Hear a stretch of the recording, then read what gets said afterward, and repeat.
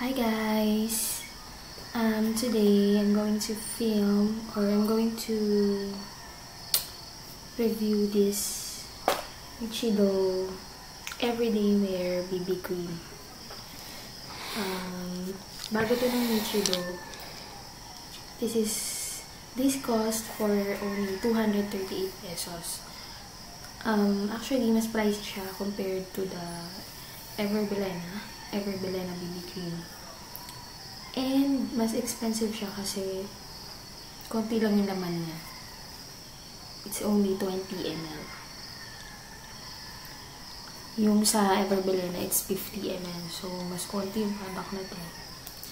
And I'm going to review and see how this works.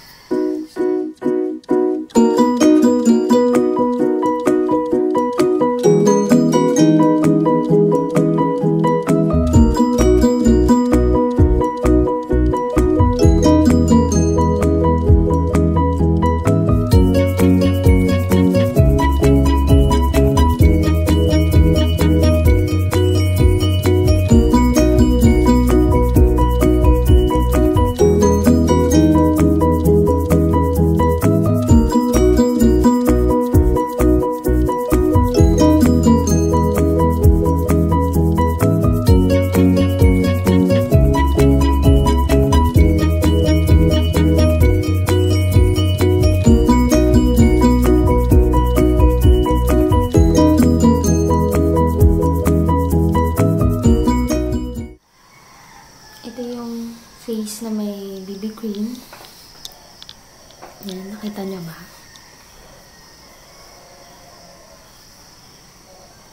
Tapos ito yung wala. Yan. So you can see, hindi niya masyadong na-hide yung pimples ko. Yung mga dark spots. Ayan. Hindi niya na-hide. Although, hindi naman talaga nakaka-hide ang mga BB cream. Okay lang. Kasi na-even out niya yung skin tone ko. Yan. So, ayan yung difference niya. Kung mapapansin nyo, mas naging flawless. Or, mas parang nag-blur out yung dito. So, then I will be applying the BB cream on the rest of my face, and I will get back to you later. Ayan. Medyo compared kanina, mas nag-mattify na siya. Pero hindi siya ganun kamat. Kumbaga parang medyo nawala lang yung shiny effect niya. Kasi kanina medyo shiny. So, it's not a good sign. Pero, I don't know. Pa-powder ko lang. Nalagyan ko ng powder yung face ko. And, we will see kung okay siya. I will be using pala this For You to Dream Girl BB powder. So, yan. Apply ko lang. Ganto lang yung pag-apply. Para I'm not dragging down the sponge para hindi matanggal yung BB cream.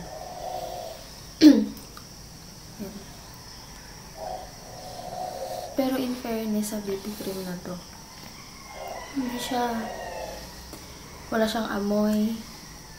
Tapos, ang tawag dito, hindi siya masyadong sticky. Kahit na parang dewy yung finish niya kanina, hindi siya masyadong sticky.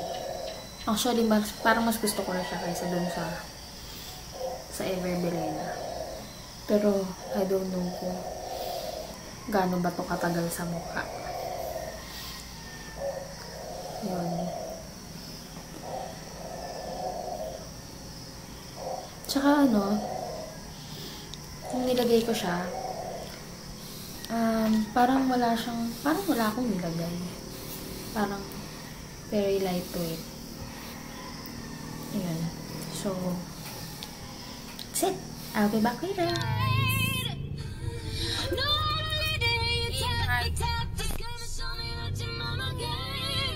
I'm going to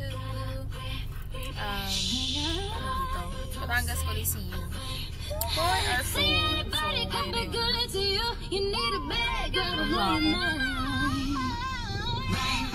So, ito yung mga kasama namin. Ito lang.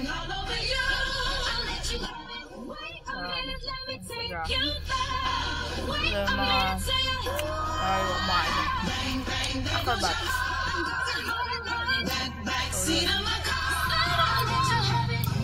Ayan, okay pa yung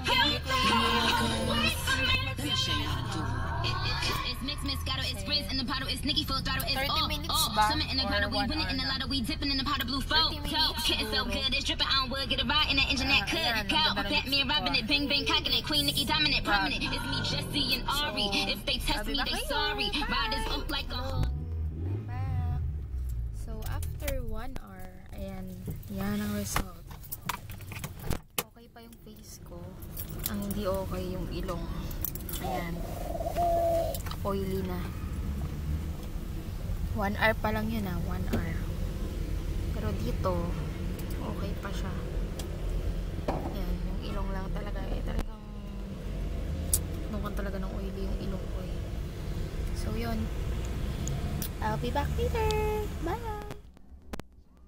Dito magpe-perform si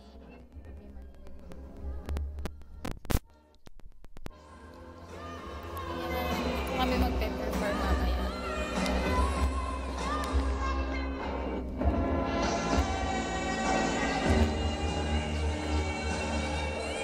Saan ka ba dito? ito, gupta. Dyan.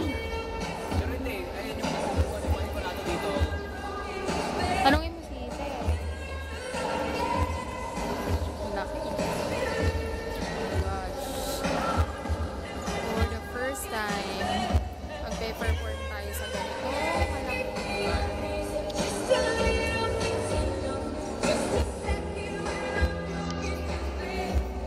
Laki, diba? Gosh. First time namin dito. So, hopefully, maging successful. Sana. Bye! Hi guys! Update lang sa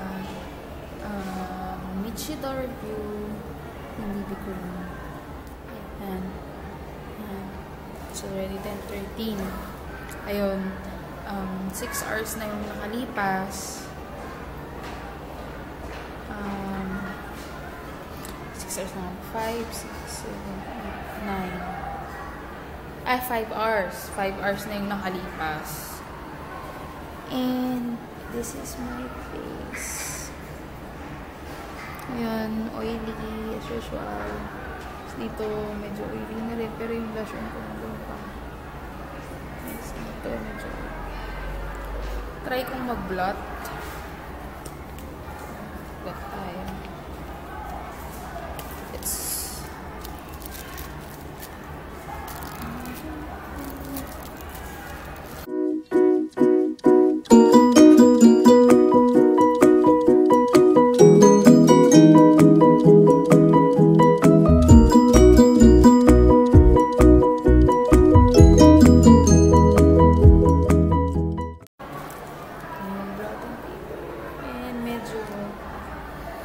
Tira-tira pang may space pa.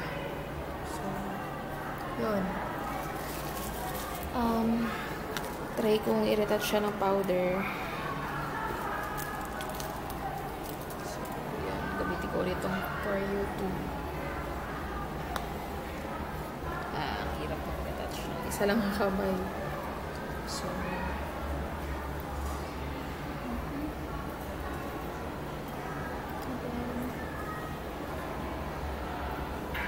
ilong ko talaga yung oily part ng aking face.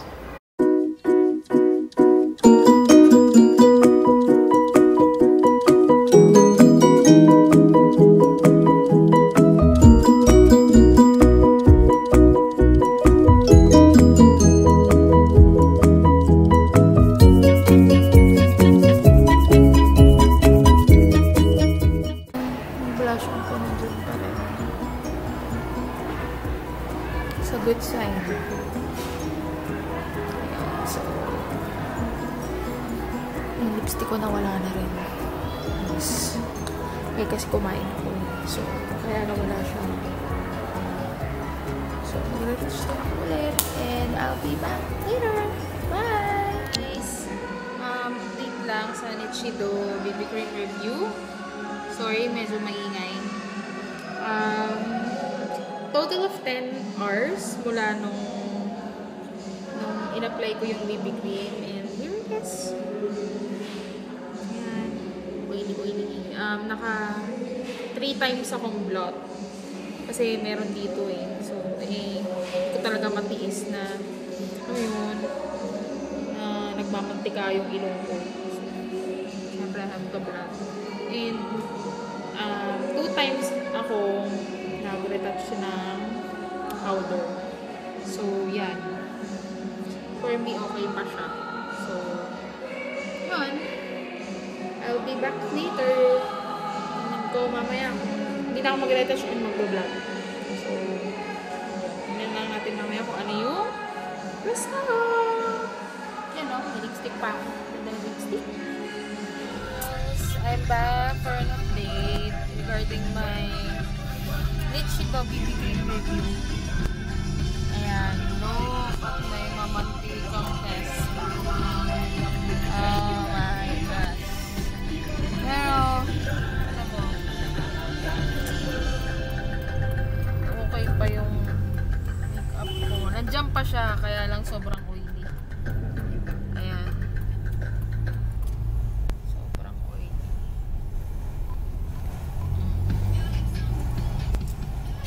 It's already 5:31 in the afternoon. And sinuot ko tong BB cream na to na 5 AM. So, it's a total of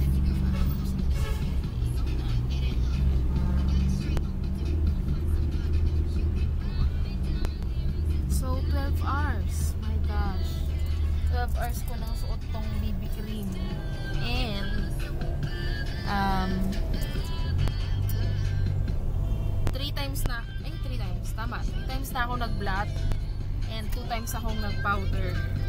Kanina nung last update ko hindi na ako nag-powder, kaya ganyan na sobrang kamantika yung ilong ko. Ayan.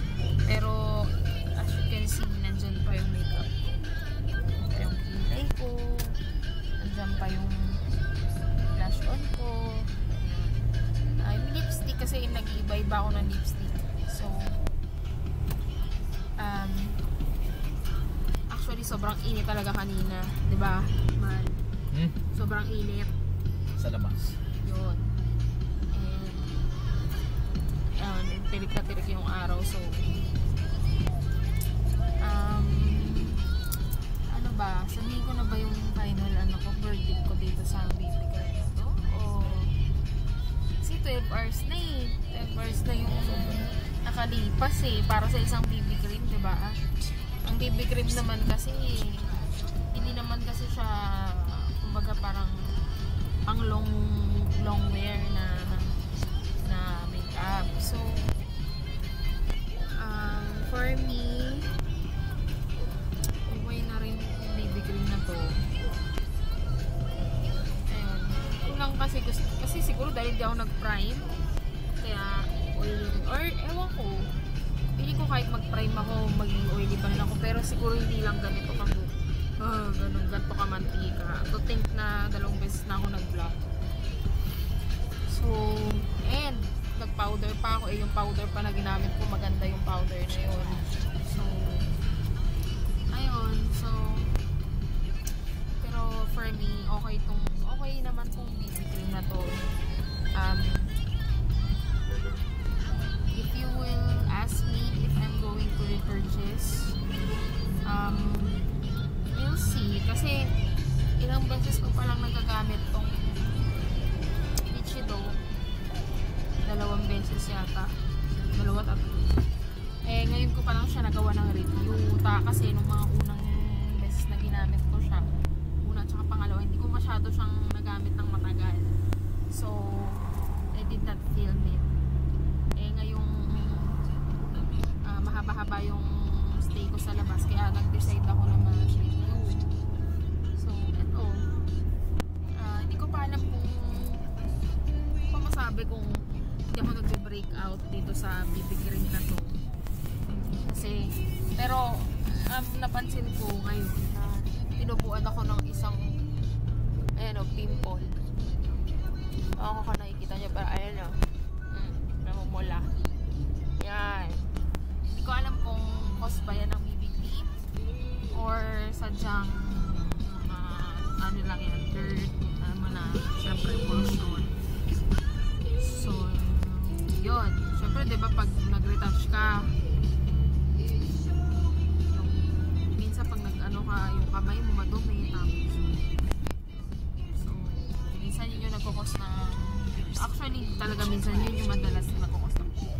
So, update ko na lang siguro kayo regarding sa breakouts or something. Pero, for final verdict, if I will rate the BB cream, ranging from 10, where 1 is the lowest and 10 is the highest, siguro I'll give it a 7.5. 7.5. Yun. Okay na yun. Not bad.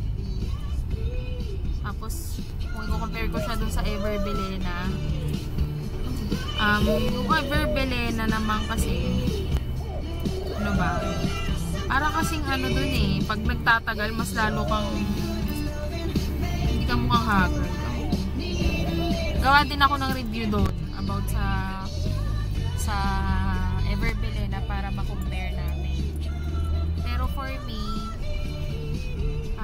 siguro pantay na lang din sila. Mas gusto ko lang yung etong Nichido kasi mas gusto ko yung Nichido when it comes to yung pag-apply ng makeup. Kasi mas madali. Yung sa Ever Belena, parang ang hirap i-apply. Ang hirap ipantay, ganun. Tapos parang ang ano sa kamay, yung sobrang sticky, ganun. Parang ang messy-messy, tapos may amoy pa. So, medyo angat ng konti lang kung si Nichido for me. Siguro 7.5 si Nichido, si Ever Belena 7.3, ganun. So, yun. That's it for my review. Sana nakatulong. Ayun, so bye! See you on my next review or video.